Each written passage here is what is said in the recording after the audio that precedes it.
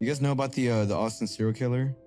Is there a serial killer currently In early active in 2023, a series of drownings in a downtown Austin lake sparked public concern and online speculations. Between February and June, the bodies of 5 men were pulled from Lady Bird Lake. What the hell is going on, and why is nobody covering this? Host of Nosy Nancy's podcast, Aliqua Price, like many others in the community, was concerned about the drownings and turned to social media to begin her own investigation. It started out first as just kind of a way to bring awareness to what's happening in Austin, Texas with the Lady Bird Lake drownings. As the number of drownings increased, rumors about a serial murderer spread in the community and online. In response, city officials released a statement citing no connection between any of the drowning victims and found no evidence of foul play. Josh Meyer, a bartender on Rainey Street, a popular nightlife hotspot and the last place several of the victims were seen, said extensive media coverage fueled rumors among patrons and staff.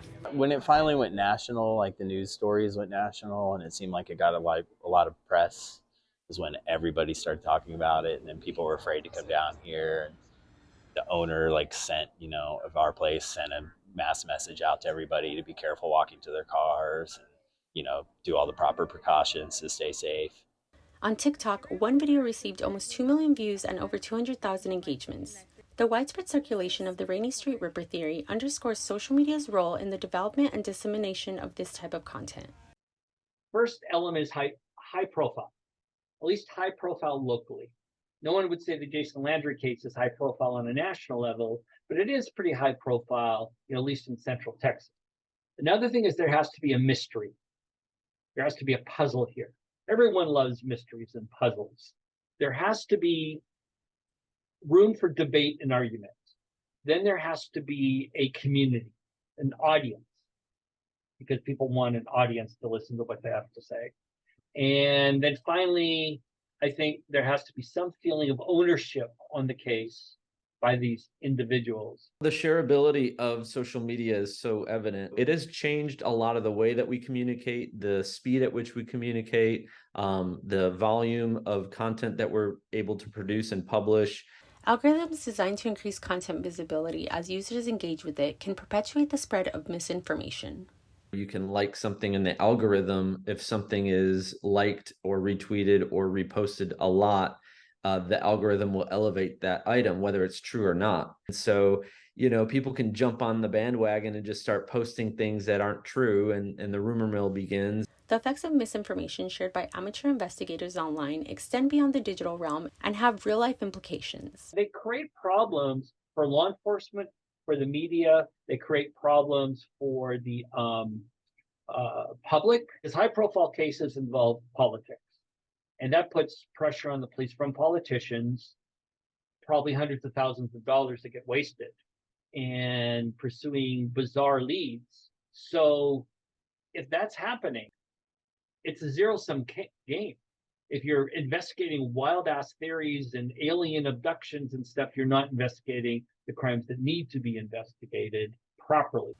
The virality of serial killer theories also highlights a lack of trust in government agencies. I don't trust APD, and I think it was just things that were getting brushed under the rug until the pressure was put on them. The police department was just like, well, they just drowned. It's not an adequate enough answer for us, and I think that really contributed to pushing this thing out in the open. Okay, now that you know that I'm not just a Netflix couch detective. Dr. Osmo believes psychological factors may drive individuals to participate in amateur investigations online. I see the same patterns over and over again. Tunnel vision, confirmation bias, a lack of understanding of probability. Be a question really for a psychologist, but I definitely think there are psychological factors at play. We have a problem, and then a lot of fiction from TV, movies, books, starting with Sherlock Holmes, the amateur solves the case. But that's not the reality. These people are not trained investigators. They have no experience in this stuff. If you got a serial murder case or a suspected one, you have police. Police own it. Their job in our society is to investigate it. They are trained. They can seek expert resources. They have checks and balances. It's not like it's never been the case that the public has a good idea. A big study done by the Rand Corporation on criminal investigations showed that most of the time the information that solves the case comes from a member of the public. If someone started saying, hey, we've got way too many drownings in that area, something's wrong. Well, that's a good thing to bring to the attention of everybody, including mainstream media. You kind of see both sides of it. You want the news to be shared because if there's real threat in your area, we want this news to get out. But then you have people also who could potentially twist it, change it. Experts have cited the increase in drownings may be due to several factors. Apparently, the city has promised to put in a number of things like fences and lighting, other things to prevent accidents happening, which is the correct response. That's what we want to see, a rational reaction that prevents a problem. But to elevate that to a highly unlikely scenario of a serial killer, well, then that's not helpful. I think we all just want our community to be safe. We want, we have our brothers, our sisters, our children, our mothers, our daughters, like we're all in this community together.